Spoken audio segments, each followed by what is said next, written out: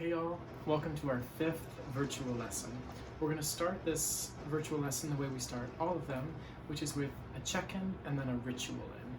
So, for our check-in today, I would like us to use something slightly different than what we did last week. So instead of rose, bud, thorn, this week I'd love for you to share a high, a low, and a snapshot from your past few days or week. So, a high, that just means something good that happened, something that made you happy, something that you're grateful for. A low is maybe something challenging, maybe something stressful that you're dealing with. And then a snapshot is if you had to sort of capture your week in one single image or moment, what would that moment be? Some moment that you feel like represents your week as a whole. So again, it's high, low, snapshot. I can give you a quick demonstration. My high from this past week was getting to go to Philadelphia and see one of my closest friends. My low was that I really struggle with the fact that it now is dark by like 4:45 p.m. and it really just bums me out and makes me sad sometimes. And then my snapshot would probably be me teaching theater in front of my phone or my computer camera, because I feel like that represents my life a lot these days. So now, I would love to hear from you.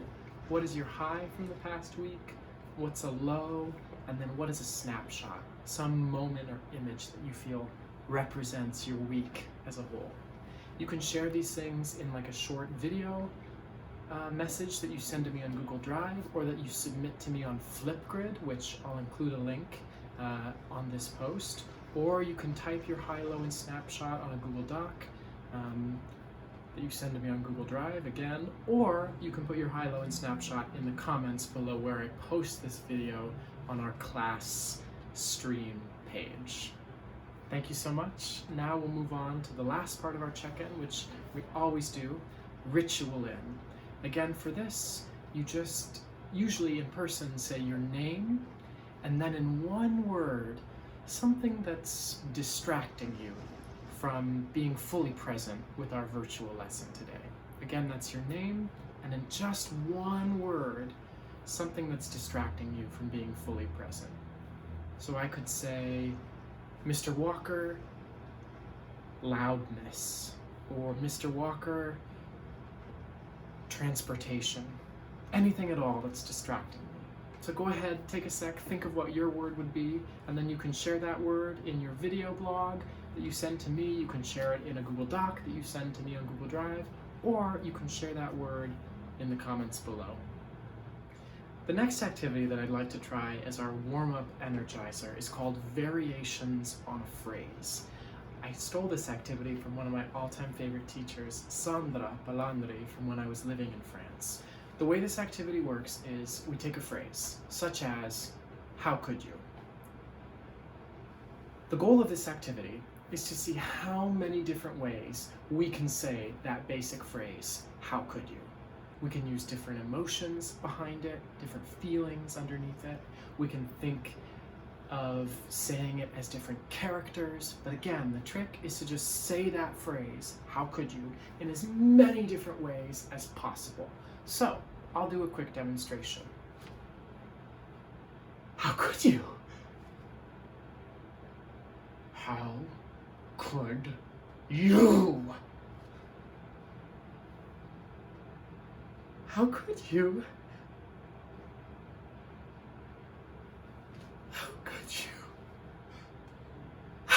You see, I was playing with different feelings, I was playing with different character voices and physicalities.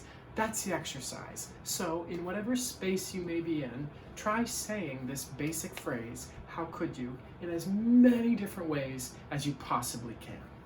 Also, if you have friends that you can chat with on FaceTime or Zoom, or family, cousins living in your apartment, try this game with them.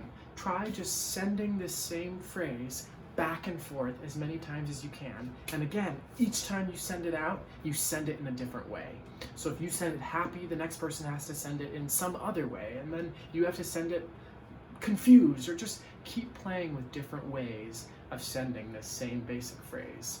Some other phrases that you can use instead of how could you are, why yes, of course, or I see you. Again, playing with all the different ways in which we can say these basic phrases. The next activity that I'd like to try is called object exaggeration. This is something we worked on in our in-person synchronous virtual lessons this week, but I'd also like to create an opportunity for those of you who weren't able to attend to play this activity in your own time. So if you remember from our earlier virtual drama classes, we did a lot of object work and pantomime, where we brought imaginary objects to life using our skills of concentration, imagination, focus, and really detailed physical movements. This is the same basic idea, but now we're going to play with size and exaggeration. So, to give you a brief demonstration, I'm going to use the example of a tube of lipstick. So I'm going to bring a tube of lipstick to life, and first it's just going to be like normal size, and then I'm going to pretend that it's either really, really tiny or massively large. And I just want you to sort of watch and take note of how I change my physicality, my facial expression, my attitude, based on how big this imaginary tube of lipstick is. Okay, starting now.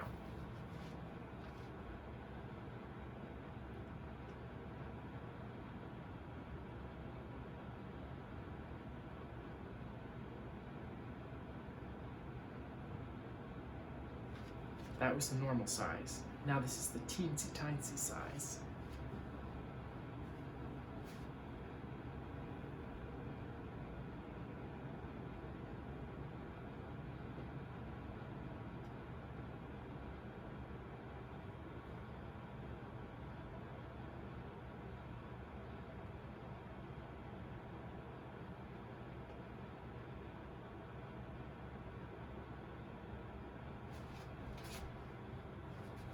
What did you see me do? Did you actually believe it was there? What did I do that made it look like I actually was holding a teensy-tiny tube of lipstick? Okay, let's move on to our last one, my last demonstration, which is a massive tube of lipstick.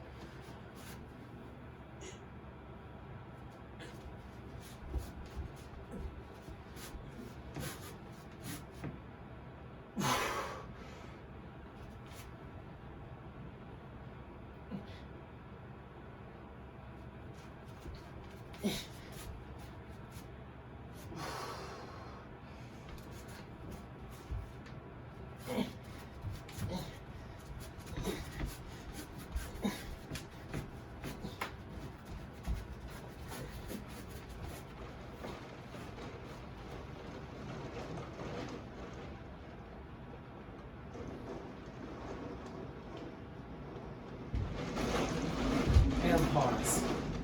Ooh, what did you see me do? What did I do with my body, my physicality, my facial expressions, my movements to show that this tube of lipstick was now massive? Now, I'd like you to try the same thing. You can try this with a tube of lipstick, just like I just demonstrated, or you can just choose any other common everyday object that you might find around your house, such as a pencil, or a toothbrush, or a frying pan, or a light bulb, or a light. Just try this on your own with some everyday common object that you can find around your house or apartment. And again, start with the object by bringing it to life as like a normal size, then imagine that it's teensy tiny, and then imagine that it's massive, larger than life, larger than your own body, and just try to use it when it's each of those different sizes and see what happens. Have fun with it.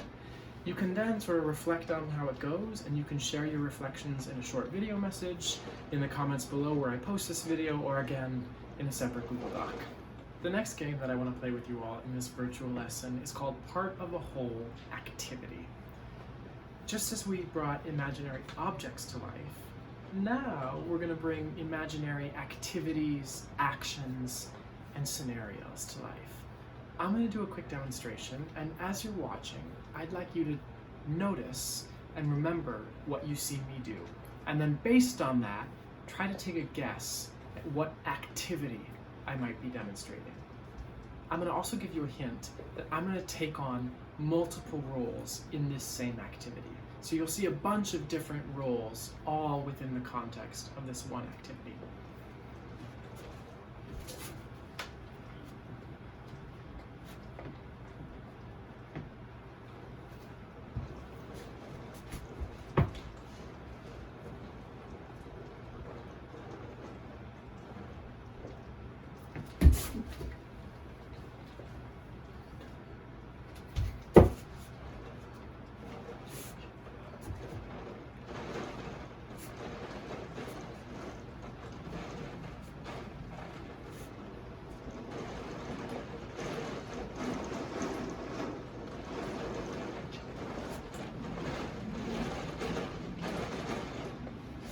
Okay, pause. What did you see me do? What were the things you saw me do at the beginning, in the middle, at the end? Who were some of the various characters that you saw me playing? What were some of the various actions that I was doing? Where do you think I was at various moments? And finally, based on all of your answers to those questions, and again, everything you saw, what activity overall do you think I was demonstrating?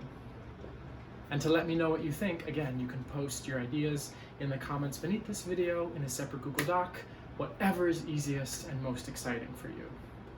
Now, I'd like you to brainstorm a list of activities, whether that be going to the beach, baking a cake, playing a game of basketball, playing a game of baseball, going through security at the airport at JFK. Just think of a whole bunch of different activities, and then pick the one that feels most exciting to you, and then bring that activity to life using your pantomime skills, using your concentration and focus and imagination and ability to play pretend. Now, for this, you can either do this by yourself and take on all these different characters like I just did, or you can rope in some of your friends and do it together on Zoom, each in your own, bedrooms and private spaces. Or if you're living with, family or loved ones, you can do it with them wherever you may be, in your house or your apartment. But again, pick some activity and then bring it to life using your pantomime skills and your imagination. And most importantly, just have fun with it. This last main activity that I want to try in our virtual lesson builds upon the activity part of a whole activity. This activity, though, is called the Where game.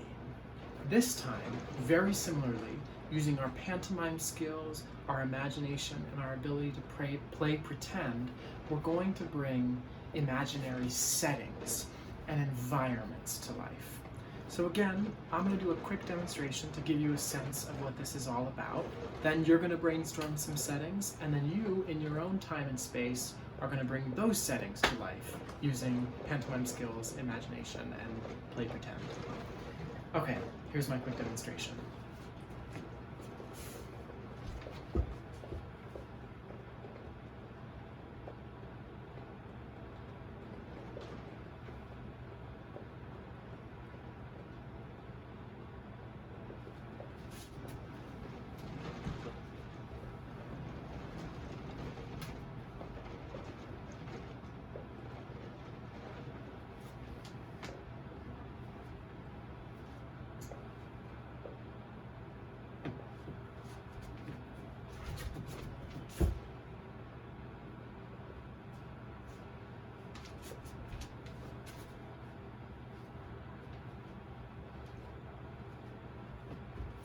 Okay, pause. Where do you think I was? Again, what were some of the actions and behaviors you saw me doing? Who were some of the characters that you saw me play? Based on all of this, what kind of setting or environment do you think I was in? Hint, you often find these in parks or next to schools. And again, if you have an idea of where you think it might have been, you can put your idea in the comments beneath this video or in a separate Google Doc. You know the drill. So now, in your own time, you're going to do the same exact thing. You're going to brainstorm a list of various settings, environments: kitchen, living room, public park, Times Square, school cafeteria, rainforest, middle of the desert, wherever you want to bring your imaginary environment to life, you get to decide.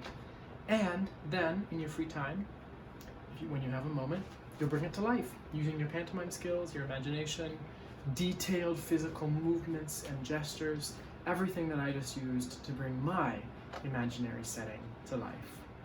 And if possible, I'd love to see a video or a photo of what you create. You can do this again over Zoom with friends, each of you in your own separate little box environments, or you can do it with the people you live with, and you can collectively create an imaginary environment. With that, we're going to come to a close. The first part of our closing is what I call, again, ritual out. As a quick recap for any of you who have never come to a virtual drama class before, ritual out, we say, usually in person, our name, and then in one word, something we're going to remember from what we worked on in class today. So for example, I could say, Mr. Walker, activity, or Mr. Walker, baseball, or Mr. Walker, goofiness. Just anything that I'm really going to remember from today's class and boil that thing down to one word. I'd love to hear what your words are. You can share them in the comments below this video or in that separate Google Doc that you've been working on. The last part of our closing is what I like to call check out. And for this checkout question, I would love to hear from you something you're excited about or looking forward to in the next few days or the week to come. So for example, I could say something I'm excited about is talking to my parents on FaceTime on Wednesday night. I've been wanting to do this for quite a few days, so I'm excited. So now I'd love to hear from you. What is one thing or even multiple things that you're looking forward to or excited about in the next few days or week? Again, you can share that thing or those things in the comments beneath where I post this video in the Google Classroom. You can share them in a separate Google Doc, or you can talk about them and send them to me video blog style. Thank you so much for joining me this evening. I hope you had fun. I hope you got silly and let loose. That's the whole point of this all. And if you have not yet come to an actual live drama club session, it's not too late to do so. I would love to see you. We meet every day of the school week, Monday through Friday from 4 to 5 p.m. We do all kinds of fun games, energizers, and acting exercises. And soon we're also going to start making scenes as a part of our winter show that we're going to be putting on with the other after-school classes. So I would love to see you. Take care. Have a blessed evening.